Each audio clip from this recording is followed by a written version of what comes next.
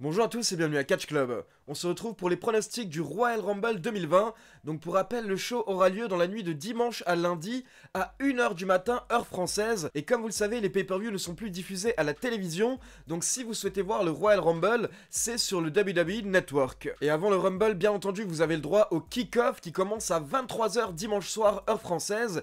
Et le kick-off du Royal Rumble est diffusé gratuitement sur la chaîne YouTube de la WWE. Mais avant ça, dimanche soir à 20h, on se retrouve en direct sur YouTube sur la chaîne Catch Club pour un live pré-show Royal Rumble où on fêtera également les 2 ans de Catch Club. D'ailleurs, on peut dire qu'on a un très gros week-end catch ce week-end car ce soir, vendredi soir, on a le droit à SmackDown mais également un pay-per-view NWA Hard Times. Ensuite, samedi soir, on a WWE Worlds Collide, donc c'est un show où des catcheurs de NXT et des catcheurs NXT UK vont s'affronter.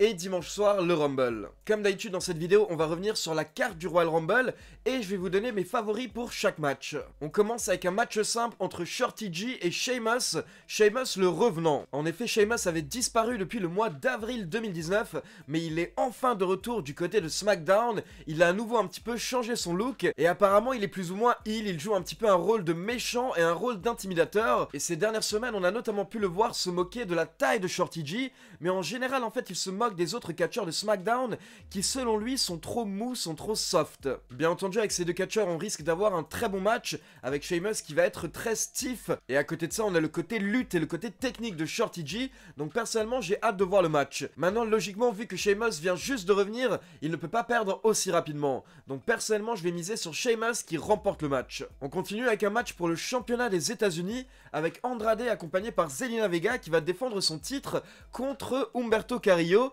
qui a effectué son retour lors du dernier épisode de Raw. Alors le parcours de Humberto Carrillo est un petit peu particulier depuis qu'il est à Raw, car au départ il a reçu un assez bon push, mais au final il ne faisait que perdre, il a enchaîné les défaites, puis d'un coup on l'a plus beaucoup vu, parce qu'apparemment Vince McMahon avait un petit peu perdu espoir en Humberto Carrillo, mais il est de retour depuis lundi et il a tout de suite le droit à un match pour le championnat des États-Unis. Donc à mon avis les officiels ont quand même beaucoup d'espoir en Humberto Carrillo, en particulier Paul Heyman. Et Humberto Carrillo a beaucoup d'atouts, honnêtement c'est un excellent catcheur, il est très bon dans le ring, et à côté de ça il a une bonne gueule, il a un bon look. Maintenant par contre on sent qu'il est encore un petit peu green au micro, et que pour le moment il n'a pas pu développer sa personnalité, il ne s'est pas encore trouvé, il n'est pas totalement naturel. Une fois qu'il arrivera à trouver sa personnalité, à mon avis ça risque de devenir une vraie superstar. Et le fait de s'améliorer en anglais est sûrement en train de l'aider je pense, car au départ c'était uniquement Zelina Vega qui parlait pour lui, mais maintenant on a Andrade qui s'exprime de plus en plus, et logiquement il va s'améliorer de plus en plus avec le temps. Donc personnellement je suis très heureux de voir à quel point Andrade s'améliore à la WWE, et le fait que la fédération mise sur lui avec le championnat des États-Unis c'est un très bon signe. Après ça pourrait être une belle surprise de voir Humberto Carrillo remporter le match dimanche soir, mais personnellement je vais tout de même miser sur Andrade qui conserve son titre. On continue maintenant avec les titres féminins et on commence avec le titre de SmackDown. Donc on a la championne Bayley qui va défendre son titre contre Lacey Evans. Pour rappel, comme je vous l'ai déjà dit, je n'ai rien contre Lacey Evans, mais pour moi en fait c'est une heel pure, ce n'est pas du tout une face. Du coup j'ai beaucoup de mal avec sa gimmick de bonne maman et ancienne membre de l'armée. Moi personnellement ça ne me fait pas aimer Lacey Evans. À côté de ça on a Bayley qui s'est totalement renouvelée ces derniers mois, et personnellement j'adore sa gimmick de heel, même si ces dernières semaines au final elle était un petit peu le bouche-trou pour Sasha Banks. Car à la base plusieurs fois Lacey Evans devait affronter Sasha Banks à SmackDown, mais au final comme Banks n'était pas là ou comme elle était blessée, c'est Bayley qui l'a remplacée. Et je vous avoue qu'au niveau de ce match, j'ai des doutes, car je me dis que peut-être que la WWE souhaite avoir Lacey Evans championne juste avant WrestleMania. Mais d'un côté, honnêtement, je préférerais laisser la ceinture sur Bayley, même si je ne vois pas vraiment dans quelle rivalité elle va aller par la suite, justement vers WrestleMania 36. On continue avec le match pour le titre féminin de Raw, avec Becky Lynch qui va affronter sa bête noire Asuka.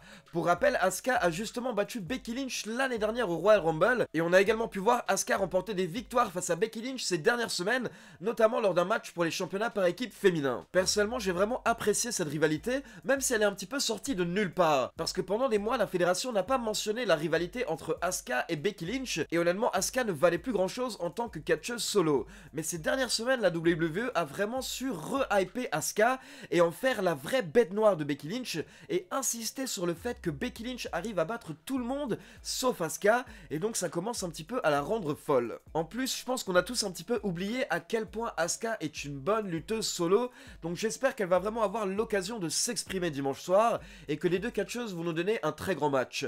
Après, honnêtement, je vais miser sur Becky Lynch qui conserve son titre, car logiquement pour moi, Becky Lynch doit aller à WrestleMania 36 en tant que championne, et avoir un très gros match. On passe maintenant au 5e match de la carte, avec The Big Dog Roman Reigns qui va affronter King Corbin dans un Falls Count Anywhere match. Pour rappel, ça veut dire que le tombé peut être effectué n'importe où dans l'arène, donc ça veut dire qu'on va avoir le droit à une bagarre entre les deux catcheurs qui risquent sûrement de se battre un petit peu partout, et on risque d'avoir l'utilisation de plusieurs armes comme des chaises, des tables, etc. Pour rappel, le moment marquant entre ces deux catcheurs, c'était quand King Corbin avait aspergé Roman Reigns de nourriture pour chien, et ça a souvent été rappelé dans la rivalité. Roman Reigns a plusieurs fois essayé de faire la même chose à King Corbin, mais pour le moment il n'y est pas arrivé. Donc peut-être que ce sera justement l'occasion d'humilier King Corbin dimanche soir lors du Royal Rumble. En tout cas, le Royal Rumble est l'une des plus grandes soirées de l'année. Pour beaucoup, c'est le second plus gros show de la WWE derrière WrestleMania, et honnêtement, je vois très mal Roman Reigns perdre lors d'une si grande soirée, surtout qu'on est en route vers WrestleMania, et que logiquement, Roman Reigns va avoir de très gros plans pour WrestleMania 36. Donc personnellement, je vais miser sur une victoire de Roman Reigns,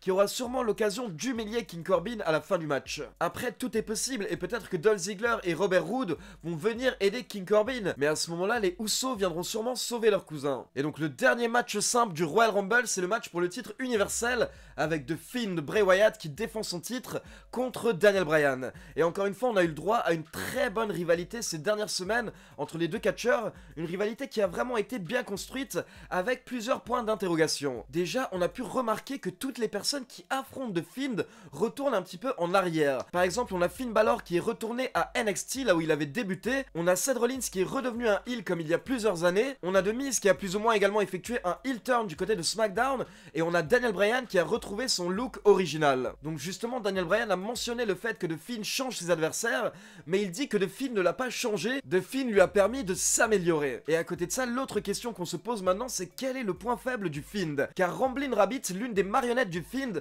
voulait à un moment nous donner le point faible du Fiend, mais à ce moment-là, Bray Wyatt est intervenu pour faire taire la marionnette, et il l'a même blessé. Ce qui veut dire que clairement, Bray Wyatt a peur de ce secret. Donc personnellement, j'adore toujours le personnage du Fiend, parce que je trouve vraiment que c'est ce qui se rapproche le plus d'une série. On a plusieurs questions qui se posent au fil des semaines, et pour le moment en fait on n'a pas les réponses, mais on s'en rapproche petit à petit. Et forcément un jour ou l'autre, quelqu'un va trouver le point faible du Fiend, et peut-être que ce sera le catcheur qui va l'affronter lors de WrestleMania 36. Parce que personnellement moi je vais miser sur The Fiend qui conserve son titre, car logiquement pour moi The Fiend doit arriver à WrestleMania 36 avec le titre universel. Pour ceux qui suivent Catch Club, vous savez que je serai sur place en Floride à Tampa pour WrestleMania 36, et j'ai tellement hâte de voir l'entrée du Fiend dans l'arène. Je pense que ça va être un moment inoubliable, un moment magique, et j'ai vraiment hâte de voir ça. Et maintenant on passe au match qui nous intéresse le plus dimanche soir, les Royal Rumble match. Et on commence avec le Royal Rumble match féminin, pour lequel il y a très peu de catcheuses qui ont été annoncées pour le moment. Actuellement on a quand même quelques noms qui sont annoncés,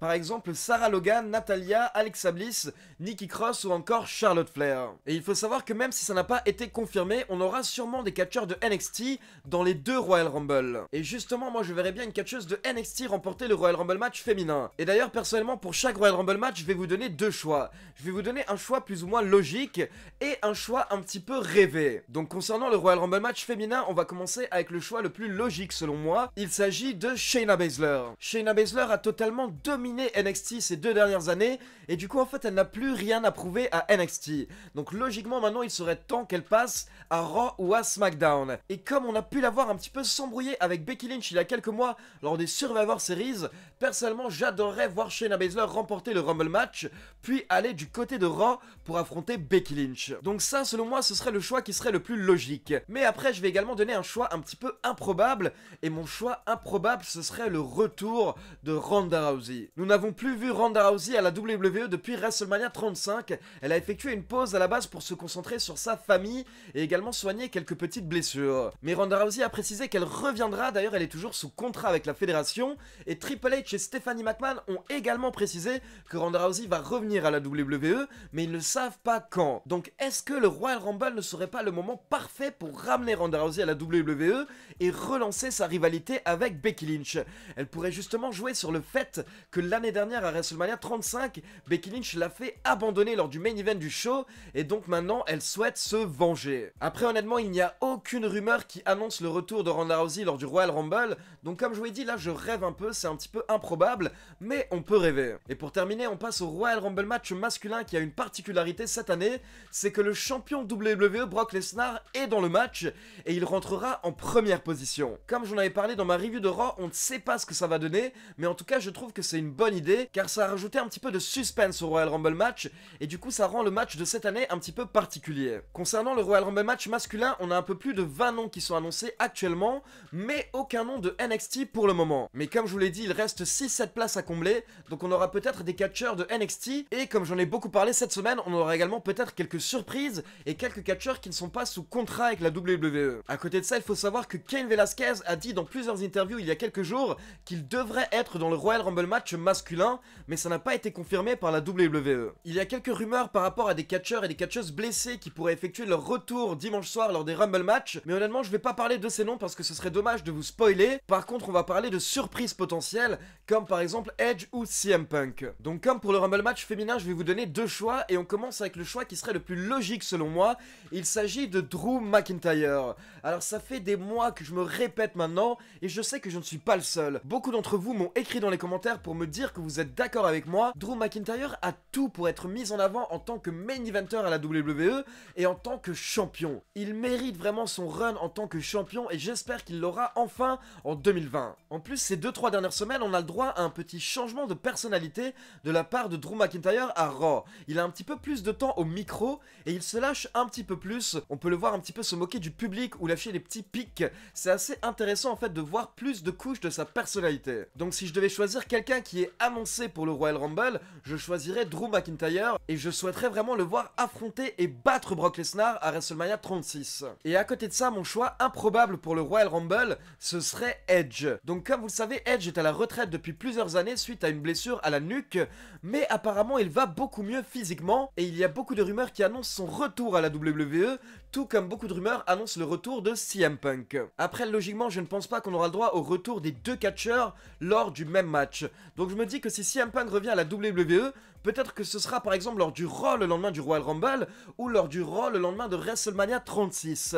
Mais pour le Royal Rumble, je vais miser sur un retour de Edge qui soit va remporter le match, soit sera le catcheur qui va éliminer Brock Lesnar. Car logiquement, la raison pour laquelle Brock Lesnar est dans le Royal Rumble match, c'est qu'à un moment un catcheur va l'éliminer et ça va justement permettre de lancer la grande rivalité de Brock Lesnar pour WrestleMania 36. Donc voilà, ce sont mes choix pour le Royal Rumble 2020. N'hésitez pas à me laisser vos pronostics dans les commentaires et comme d'habitude, n'oubliez pas de liker la vidéo, de vous abonner à la chaîne et de cliquer sur la petite cloche pour être informé de la sortie des prochaines vidéos. On se retrouve demain pour la review de SmackDown et dimanche à 20 h en direct sur Catch Club pour un live pré-show Royal Rumble et anniversaire de la chaîne.